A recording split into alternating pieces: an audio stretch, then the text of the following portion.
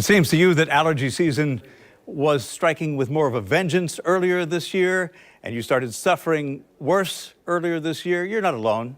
Maybe it did.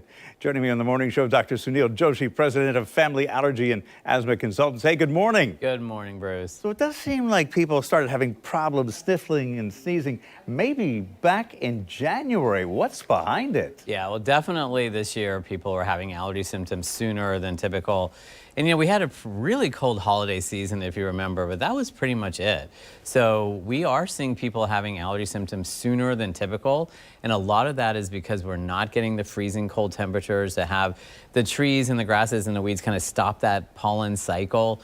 And so what we've noticed, not just here in Northeast Florida, but throughout the country, is that the pollen season is lasting longer because you're not having the freezes as early as you normally do, and they're not happening as late into the spring as they normally do. So the freezing season is shortening, pollen season is lengthening. So are there other, environmental concerns?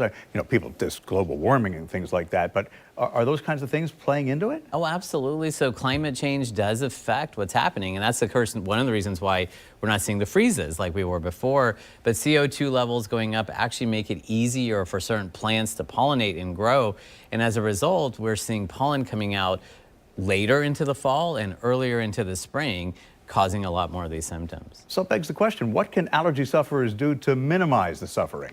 Yeah, so one of the key things is medications obviously are over the counter, but you can do things yourself, common sense things to try to avoid the pollen. In particular, keeping your windows closed inside of your house. And I know this time of the year the weather is so nice outside, people want to open their windows. That pollen comes into the house and then it stays in the house for quite some time. Same thing in your car. If you are going to be outdoors for extended periods of time, especially with sports, football practice, baseball practice, soccer, things like that, you're going to want to take nighttime showers so that you're washing all that stuff off of your hair and your clothing and going to bed without the pollen in your bed. If you walk your dogs or your pets outside, you spend a lot of time outside, they come inside and they bring the pollen inside the house, on your sofa, on your bed. You don't even realize that that's an issue. Wash your pets a little bit more frequently. And of course, don't dry your clothes outside because even though the weather's nice, it's not very humid, the wind is blowing, this is a great environment to dry your clothes.